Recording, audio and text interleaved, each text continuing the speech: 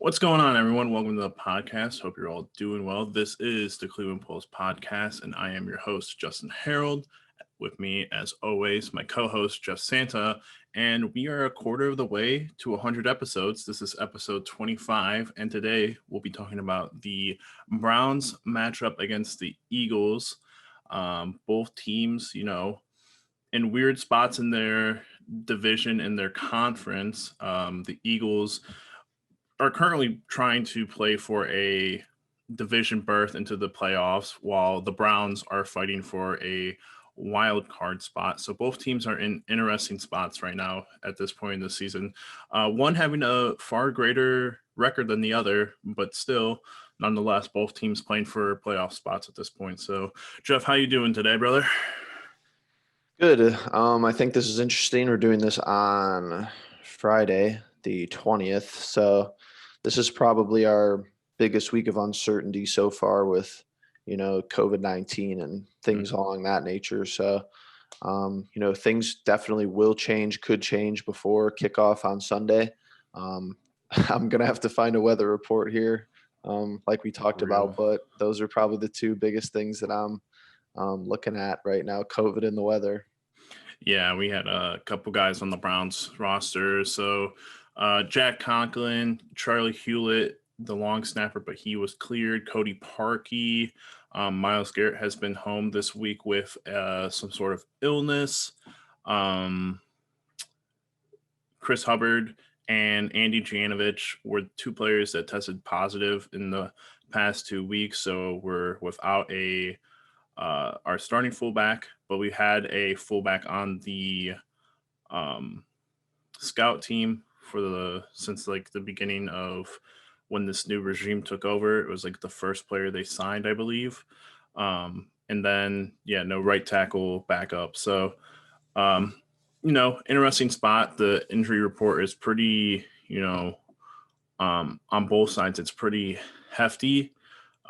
Mac Wilson did not practice yesterday because of a hip injury that I'm assuming he suffered in the Tuesday practice, is from what I gathered. JC Treather just takes time off, so that's kind of a usual thing. Wyatt Teller, offensive linemen usually get rest days, even him coming off of his injury that kept him sidelined for a couple weeks. No one else on this list really gives me cause for concern in terms of, them not going to play this weekend. I think Mac Wilson is the only one.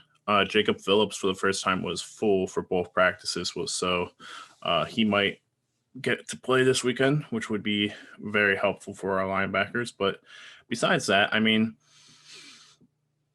I think for the most part, the only player you have to worry about that's on the injury report is Mac Wilson, and that's about it. But besides that, Jeff, what are you thinking here? I mean, you were pretty distraught yesterday over Twitter Dude, about all this. I'm always distraught. I don't know. I just think the defense played good last week, but it's still just so bad. We know it's bad. No Mac Wilson and no Jacob Phillips would be really bad, I think. You'd rather have Mac Wilson play. Phillips out there by himself probably wouldn't be a huge impact, but having them both this week, how many snaps have they played together? I mean, Not a lot. handful. I mean, from what I can remember, Jacob Phillips played like the Baltimore game, and then he came back for like the Colts game, and then immediately got injured again. So Yeah, I don't know. It's he's in limbo in terms of how he's been healthy this year. So hopefully he can just come back and stay back is my biggest thing. Yeah, shoring up that middle part of the defense is probably my biggest talking point for that side of the football, solely because, we're good up front and we have, we got Denzel on the back end. So that's really Myles and Denzel are the only two players that me and you rely on week in and week out to get the job done. Everybody's basically a question mark. Ronnie Harrison is moving into that sort of that player role that we that step up player role that me and you talked about before the season that someone was going to have to fulfill. So, I mean, if we could have one more guy transition across, the Ronnie Harrison line, so to say, that could step up and be a guy with him, that'd be big time, I think. I think I would throw Sheldon Richardson into that category. I know that the defensive tackle spot doesn't really get a lot of praise for a lot of things, but he's oftentimes a lot, you know, a big help in the pass rush in terms of, you got guys like Myles and Olivier who do a lot of the pass finesse moves, but he's more of a power rusher guy and kind of pushes the pocket up into the quarterback's face, which allows him to or makes for the quarterbacks to like kind of step back and fall into the laps of Myles Garrett and Olivier Vernon. So I throw him in that category. Obviously, he doesn't make splash plays all the time, but I mean he's been very good this year.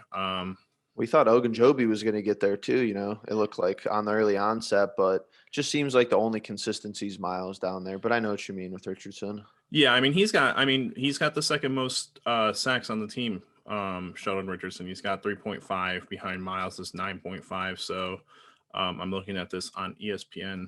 Olivier's got 2. So I would throw him in that category. Just me personally, he has 2 pass deflections, so that's also a good thing. But yeah, in terms of getting guys to finally kind of step up into those roles, I think we're going to start seeing a lot more of that. Obviously, you'd like Mac Wilson to be one of those guys, so we know that we have at least one linebacker that we can trust. But even like I was saying in the review last week, he comes out on third downs, which for me, I just can't understand it because they put Malcolm Smith in there, and maybe they think he has a better understanding for the zones that need to be played. But I just can't think that Mac Wilson isn't a 3-down linebacker, because if that's not true, then we're in trouble going into the offseason next year. We're gonna have to, find 3 starting linebackers that can play all 3 downs. So, but Right. yeah, obviously questions there on the defensive side of the ball, but offensively, waiting on news of Jack Conklin. If he's not able to play, we'll be on to our third string right tackle, who is Kendall Lamb, who I've heard like really good things about him. Just he's stuck behind the you don't usually keep 3 offensive like lineman positions, like whether that be center, guard, or tackle. And so for him to be there and be in that position to potentially, um, you know, get to play this weekend is interesting. I'd like to see. I wouldn't like to see him play, but I'd like to see if he does how he performs in contrast to everyone else that has played at right tackle this season. So, but I'm really trying to think. I don't think Andy Janovich. Losing him is going to be interesting, but I also know that we've had Johnny Stanton on the practice squad since like Kevin Stefanski and Andrew Berry became our head coach and GM. Like he was the very first person we signed. So at that time, I thought he was going to be that starting fullback, but he came over from Minnesota, was behind CJ Ham. And yeah, some dudes are going to need to step up on both sides of the ball this week. So that'll be interesting. Yeah, it's just frustrating, having such a good have a big bounce back in our running game, and then unforeseen circumstances, COVID 2020 season. It looks like it's going to take a maybe a step back this weekend. Hopefully not. Hopefully Conklin can go, but without Conklin and Janovich, that's a decent bit of our running scheme. I mean, it's obviously not everything, but that just causes Stefanski to be a little bit more creative. And I think you and me both have seen when Stefanski has to go outside of the box a little bit. Sometimes it works. I feel like earlier in the season with trick plays, it was working, but we've seen some glimpses where Stefanski trying to open plays up in some nature that it doesn't really pay off in our favor. So I think the run game is going to be interesting to watch. I feel like that's the most interesting part of our offense, week in and week out. It's just the most consistent, I think. Right. In terms of the most interesting, I guess you could put it up there because of how good Nick Chubb and Kareem Hunt are. But yeah, again, with the fullback, I'm just not 100% sold that it's going to be um, that big of an issue, because I don't know like what the droppage in play from a fullback starter to a fullback practice squad member would be, but obviously we'll get to see that this weekend. Um, Conklin's, I mean, you haven't really heard a lot about Conklin this season, besides the one time that he was injured. You would just assume that he's been playing well from, how well everything has been going for the offense in general. So obviously that's kind of a blow. We'll see if we get him back. The hope is that he will be at practice, or him and Cody Parkey will both be what's it called, cleared from the protocol on Saturday and be able to roll on Sunday. So they just got to participate in their virtual meetings. So with that being said, I mean, let's talk a little bit more about, kind of like the matchup in general with the Eagles. So the Eagles currently three wins on the year. I'm looking. They have one tie against the Bengals and 5 losses, yet they are still sitting atop the NFC East and are currently leading that division. So, but they just lost to the Giants last week, who have a 3-7 record. So, I mean, this is a division and a team that is just struggling, and I think their whole team, for a lack of, better perception, is struggling. I mean, Carson Wentz, talk about the season that he's kind of had. It's just been really bad for him. Like, I think a career bad. He's kind of in the department of Baker Mayfield from last year. Even Baker is playing considerably better than he is this season. So, that's something that I'm really happy to see, mainly because people would not stop bitching for the last, I don't know, 4 or 5 years, however long Carson Wentz has been in the league, about him not being a Cleveland Browns player. Because if he had been a Cleveland Browns player, I'm sure his career would have been much shorter at the time. But again, he's nothing. He's not doing anything special. He's not blowing people out of the water. He's not kind of, playing that elite kind of quarterback football that he, was predicted to. So I'm really happy about that. What are your thoughts on Wentz this year? I think Wentz for this year is a great comparison of Baker Mayfield of last year, solely because their offense has been banged up, number one. And number two, he just doesn't have time back there. Just looking at the stats, 12 interceptions, 12 touchdowns, 12 picks. But I mean, the next 2 columns, I mean, 35 sacks on the season. Baker's only been sacked 12 times. So the Browns made it a huge staple to go out and get offensive linemen to make sure Baker had time in the pocket. But it just seems like Wentz doesn't have that time this year. He gets hit a lot. He doesn't have a lot of time to survey the field. But, I don't think Carson Wentz really gets all the slander that he deserves. I think he's someone that at least, the media and the football community he's got a longer leash than Baker, which is, I'm not really sure why. If Baker had these numbers, I mean, these were Baker's numbers last year. Yeah. And everyone was jumping ship on him. So Right. I don't know. It's just maybe because the Eagles, I don't know. Maybe the people just don't think the Eagles should be very good. I mean, they're in contention for a playoff spot, so that's the only reason he might be swimming above water. I mean, they went and got Jalen Hurts for a reason. Right.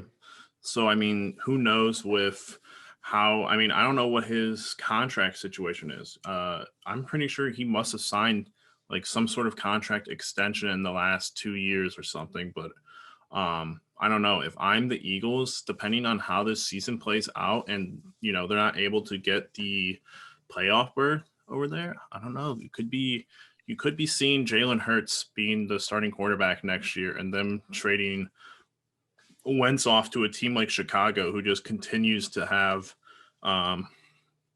quarterback issues, or a team that has quarterback issues that might not be in the position to draft someone who they might like. So, but yeah, I mean, his stats are not great. The only thing he has above Baker is how many yards he's passed for, and that's because in a lot of the games he's played in, he's been losing, so he has to throw the ball.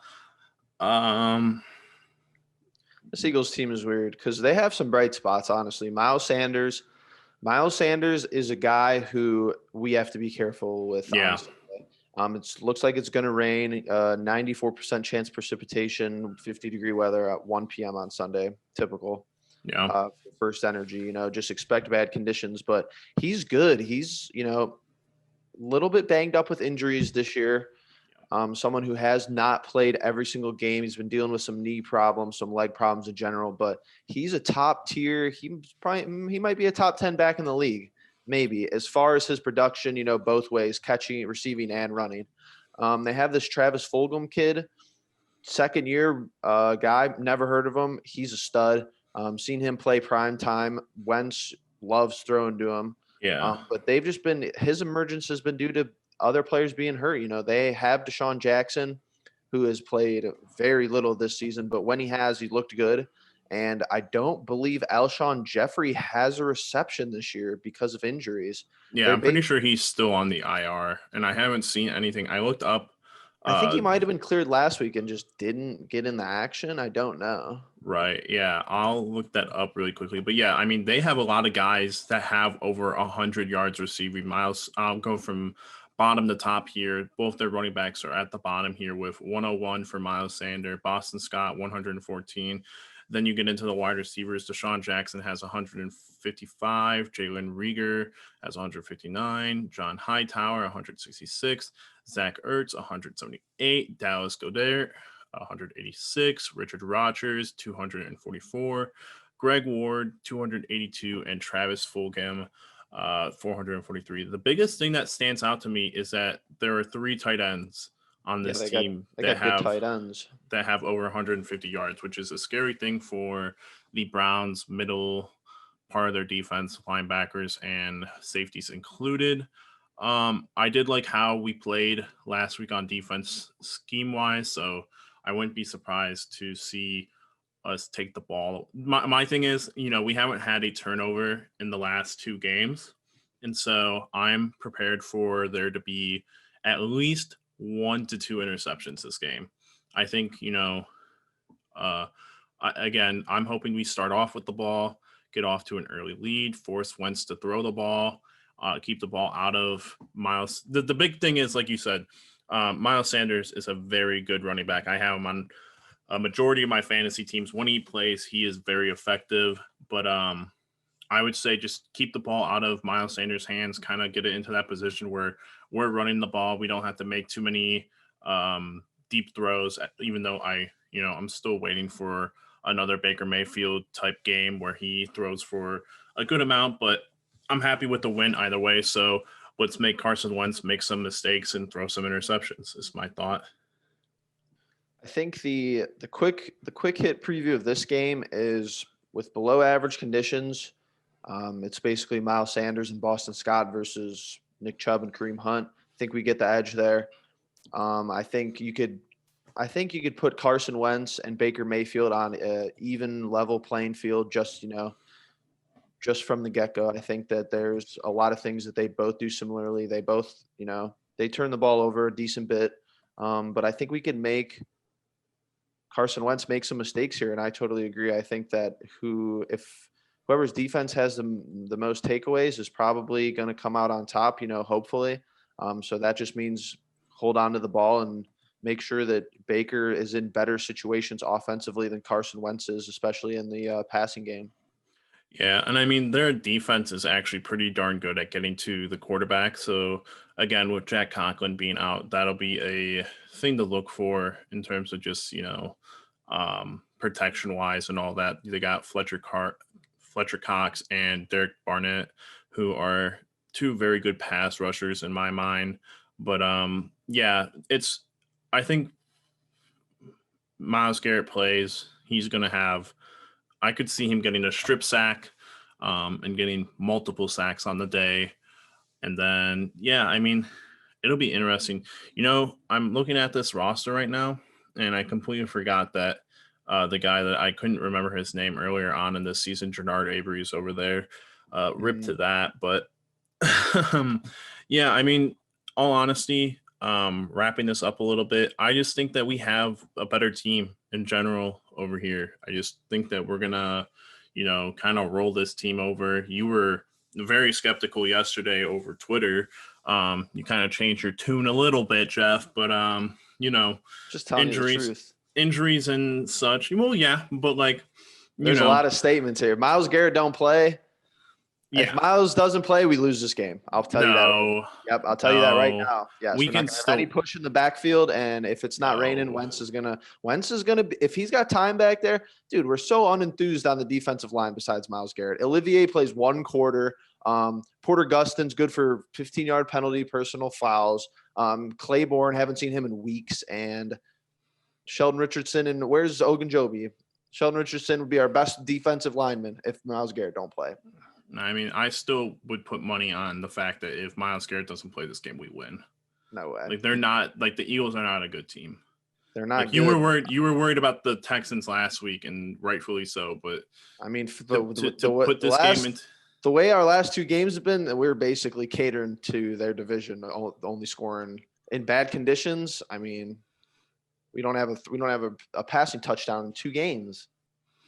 Well, we have passing touchdown taken away from us, but yeah, I get that. We've scored 16 points in 2 games, weather and everything involved. But I mean, come on, we're gonna have to put up points eventually. Yeah, but also Nick Chubb's first game back could have had 17 points if you run it in like he didn't. But it is what it is. And we also got some big question marks. I mean, Parkey's been sneakily playing very well. So if he can't go, that's a problem. Conklin not going, that's going to be a problem. And Myles Garrett being sick, not great. Mack Wilson hopefully a go as well. But I think Cody Parkey. He's only missed 1 field goal attempt.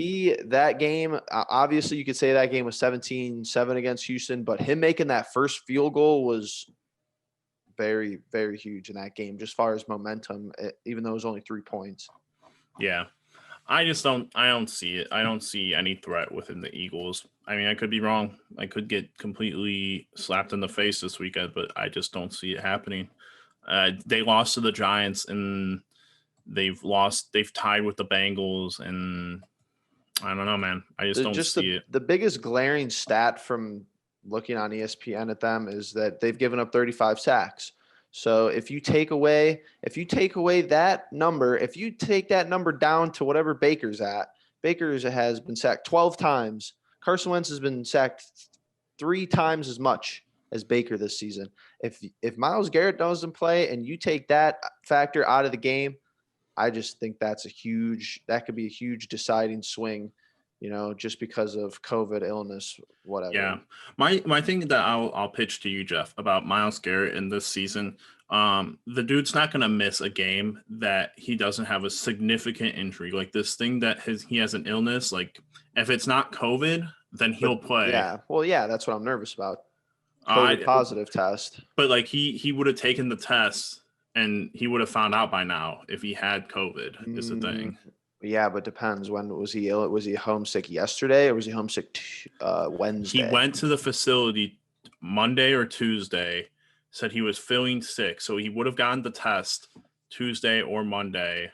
Whenever do they do tests every day? Yeah, they test every day. They have to. Yeah, but if he's homesick Thursday, then he might not have got tested. And I don't know. Well, yeah, I don't know how it works. Like if he still goes in and gets tested. It's making me nervous. I'm not nervous, but I could be wrong. We are doing this in the morning right now, so it's 9:41. We'll have news. Update. We'll have news. I'm always worst case scenario thinker. You're always more on the high side. So we gotta come with both sides. Best case scenario, Myles plays. Best case scenario, Mack Wilson plays. Conklin plays. Parkey plays. Yeah. And we're just way better team.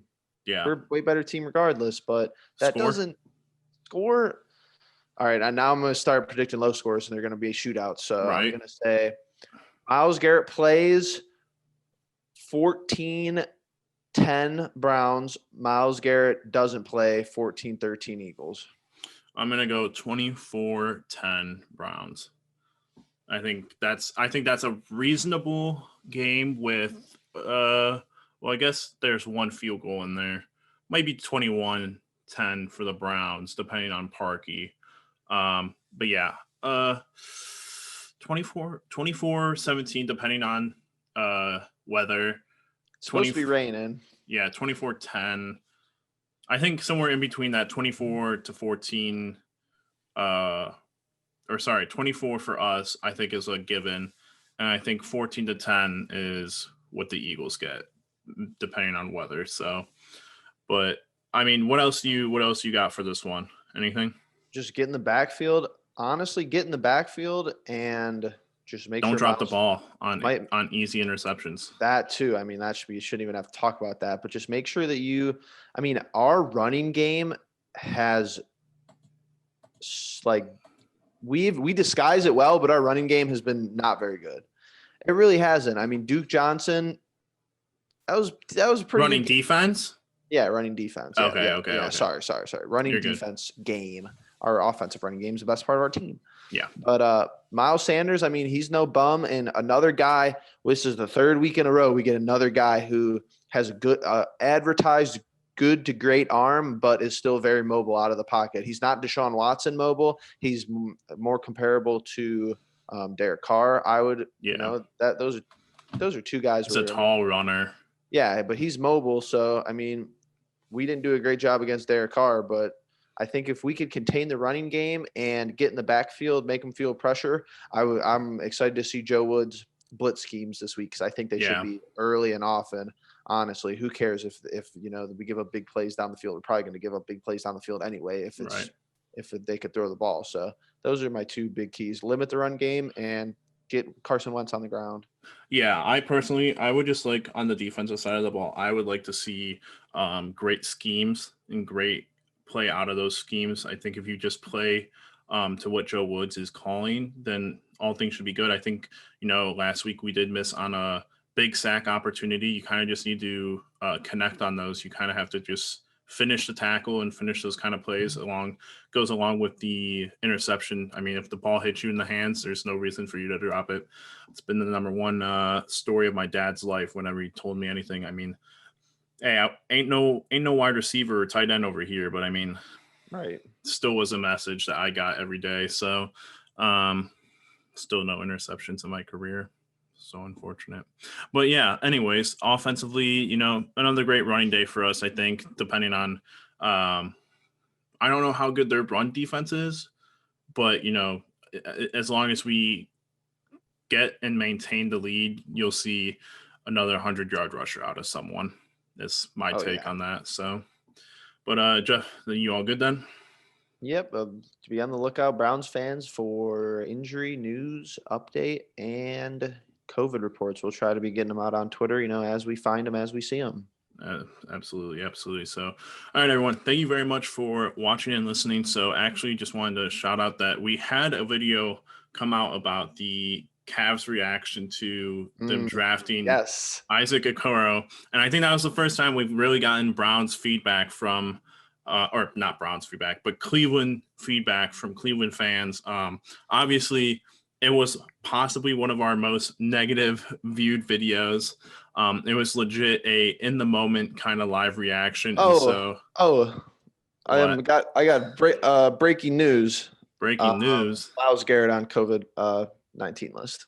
Really? Mm-hmm. You're lying. Wow.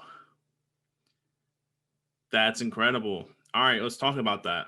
So does he test positive? That's a beat. I don't know. I just got ESPN article. He had to, or he came back. I don't know. What is the COVID-19 reserve list? The list is for people who are in close contact tracing, though. The Cleveland Browns placed defensive end Myles Garrett on reserve COVID-19 list Friday. The team released an additional statement saying it had one player test positive for COVID, but has not been at the facility this week and has 0 close contacts. Statement from the Browns says no high-risk close contacts were identified, meaning no others will miss Sunday's game. This is why NFLPA protocols keep symptomatic individuals away. The team placed star end Myles Garrett on reserve COVID list today. Statement from the Cleveland Browns. This morning, the Cleveland Browns were informed that a player has tested positive for COVID-19.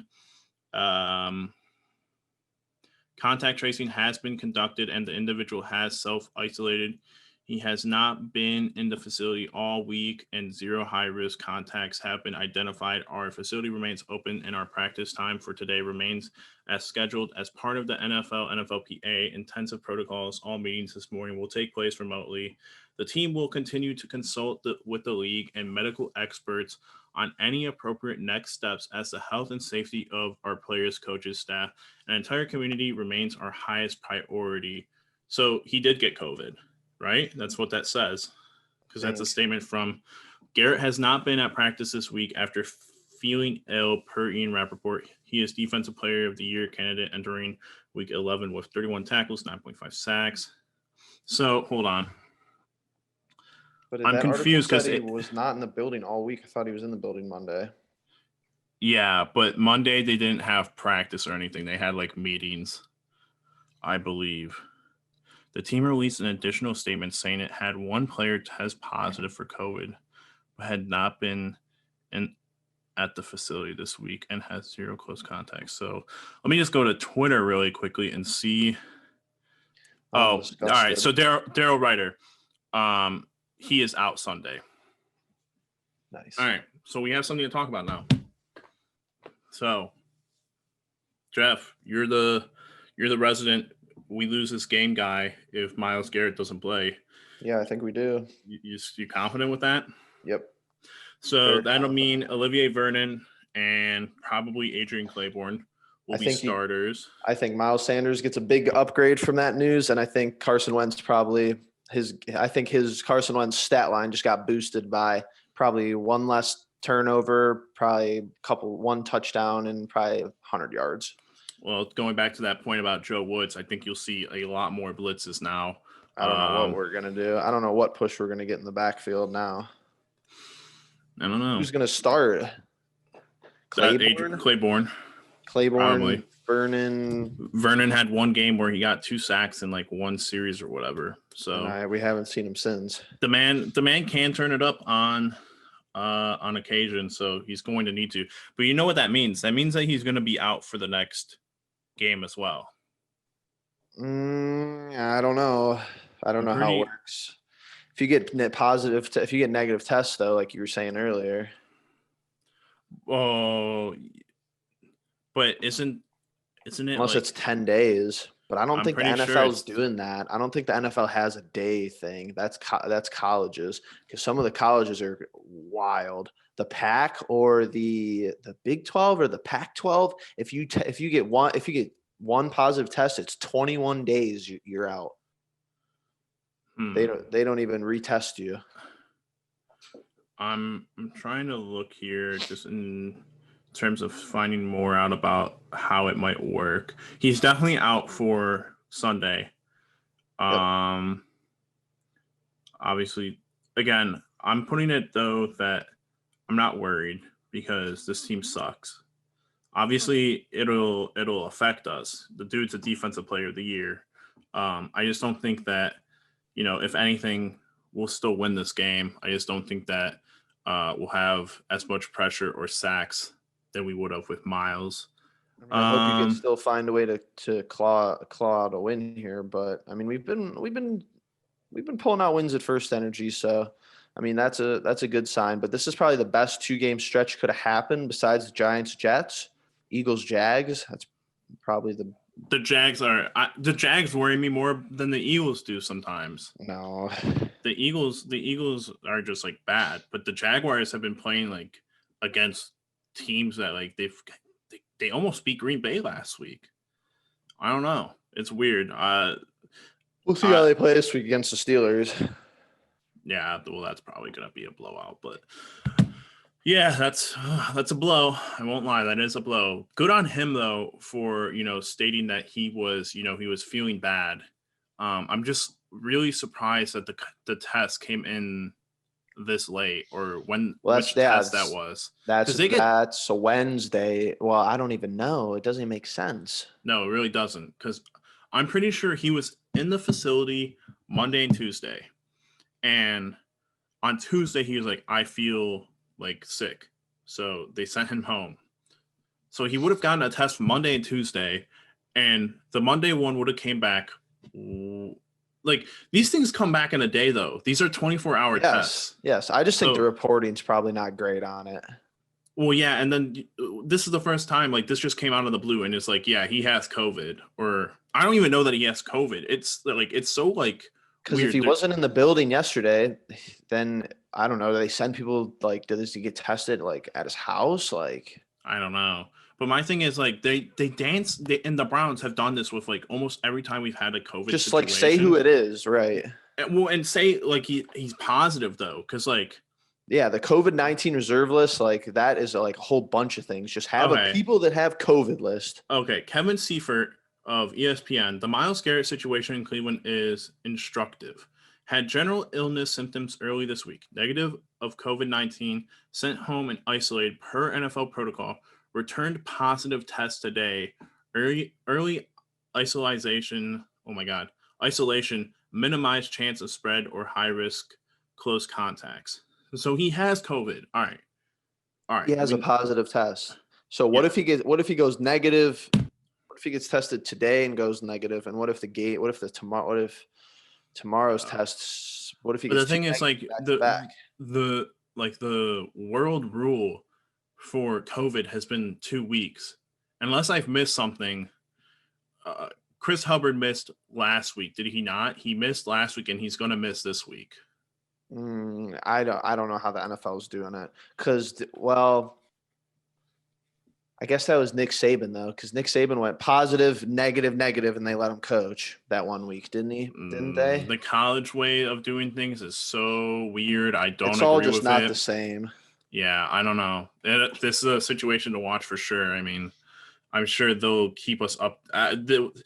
Outside of Baker, he's the second most asked about players, so I'm sure Yeah, we'll know. we'll Somebody. know if like what the chances are after this game. But we got to get past this game first, so that's what it's going to be about.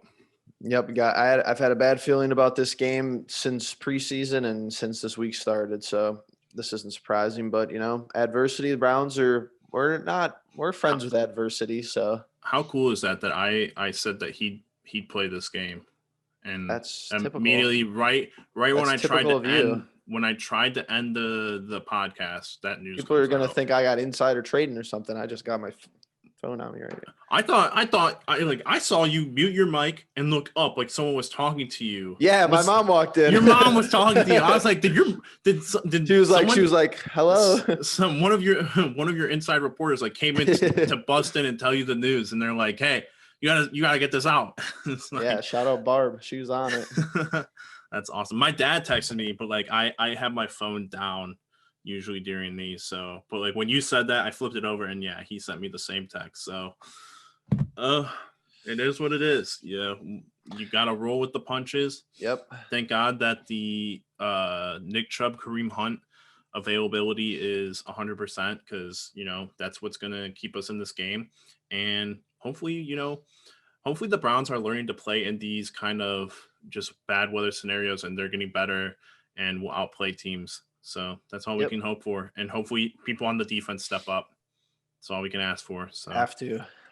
All right, everyone. Well, now I'm going to wrap it up. I think this is going to be the second time I've wrapped it up today. But thank you for watching. And when we last left off on this, talking about the Isaac Okoro pick for the Cleveland Cavaliers, had a lot of Cleveland responses that, we had really bad take about our bad reaction. It's a live reaction. It was a live reaction. Just to put it out there, everyone in that group, Ricky included, wanted Obi Toppin, who ended up falling to the Knicks, who it was the rumor that the Knicks really wanted him, really wanted to trade up to 5 to get him. And I mean, honestly,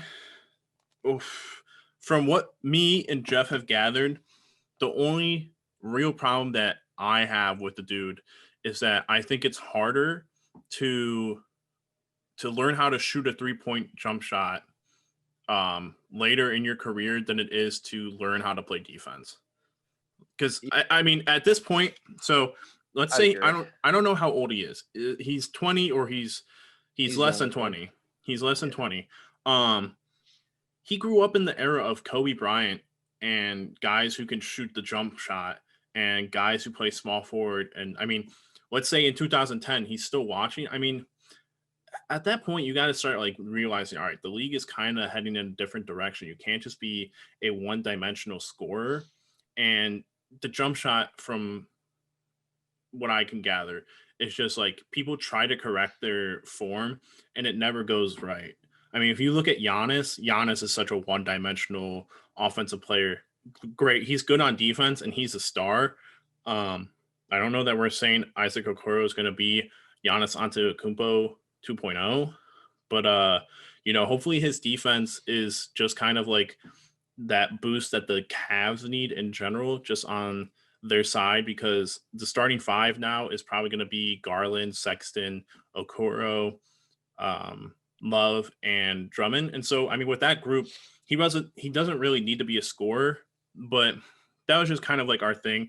Obi Toppin, since like the beginning of the draft process, was just all of our guys. And so we were sitting there watching, and it was just our reaction. Honestly, we've done some research and everything, but Jeff, I don't know if you want to pitch in really quickly about that or anything. Yeah, really quick. I think Justice Winslow, that was comp when Yeah. when he was on the board. That's like, I guess that's a realistic comp. I think he's Jimmy Butler is probably his top for a player comp. Jimmy Butler, not a great shooter, not really known for scoring, but could put up like 25, 30, if he's going off, if he's in a good rhythm, but just a grinder all the way around the court. To your point about the shooting, I think Kawhi Leonard is the prime example of a guy who was in the league for just his defensive presence for a long time, and then the past 2, 3, or 4 years, he's really come on offensively, shooting the lights out of the ball. So the big thing about Okoro that is very startling to me is that one season, he's young, so we put a lot of flack on the kid for being 19 or 20. He's younger And than us, yeah, probably. yeah, and he's gonna progress, and it was only his rookie year at Auburn, or his freshman year, so he's a freshman in college still, but 67% from the free throw line. That's not a Ooh. great indicator of any shooter all the way around the board. That's probably his biggest negative to me. He looks like a jump out of the gym athlete all the way, besides that. I'm actually looking at it and looking at some of his draft room highlights. Um, I'm okay with the pick. Better fit, Hindsight, better, absolutely. yeah, better fit than Obi. But with him, with Okoro, Colin Sexton, the advertised Colin Sexton defense that everyone claims we're going to get, plus some of our other pieces, Andre Drummond, we really should have a good starting five defense. We should be aiming for less than 100 points given up a game, 105 Yeah. less in a game. I mean, we should have a good defense now. Love should be the only big Right. contributor to our plus minus, in the sense of being a minus. But um, just a quick point about Toppin. I think Okoro in the short term fits immediately. I think he gets the start, whereas Toppin could have been a long term solution with Kevin Love and Drummond and Tristan Thompson and all those guys kind of being questionable. But it is what it is. I said that I knew we needed a small forward. I had Devin Vassell, who ended up going to the Spurs. Who, you watch the Spurs with Greg Popovich, turns that dude into like an all-star. It's not like right away, but he's going to be a good player. But yeah, I mean, it was just a live reaction. We might do some more of those in the future. We might even try to watch the game this weekend and try to like live stream that or something and give like a live reaction. You can yell at Jeff, or you can, I don't know, you can go off about how I'm screaming at the TV and everything. So I'll just be freaking out. absolutely. So, but all right, I'm gonna wrap it up now. Finally, so thank you all for watching. Thank you all for listening. If you could share, like, subscribe, that all would help us out. And feel free to throw us some shade on the comments. Really have no problem with it. Honestly, I love all of it.